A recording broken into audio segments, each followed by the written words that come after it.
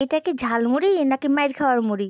এই ঝালমুড়ি খাইতে গিয়ে আজকে একটা ইতিহাস হয়ে গেছে। বিকেলবেলা আমি, আমার বোন আর আমার একটা ছোট্ট ফুপি আমার বাসায় এসে গল্প করতেছিল। গল্প করার এক পর্যায়ে আমাদের সবারই খিদা পেয়ে যায়। তখন ভাবি এখন ভাত খাবো, রাত তো হয়ে গেছে। পরে দেখি সবার কাছেই অল্প অল্প টাকা আছে, সবাই মিলে টাকা দিলাম।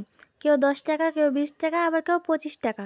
এমন করে সবাই মিলে চানাচুর, মুড়ি, বড়া আর সারমিশালি তেল দিয়ে আমরা এটা মাখার জন্য প্রথমে এই যে পেঁয়াজগুলো কেটে নিয়েছে আমার ফুপি।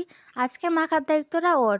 এখন সব কিছু ভালো করে মাখাচ্ছে। এখন ওকে দেখে মনে হচ্ছে ঝালমুড়ির বেটা। বড়াগুলো সুন্দর করে ভেঙে ভেঙে দিচ্ছে যাতে আস্ত না থাকে, সবারই পাতে যাতে যায়।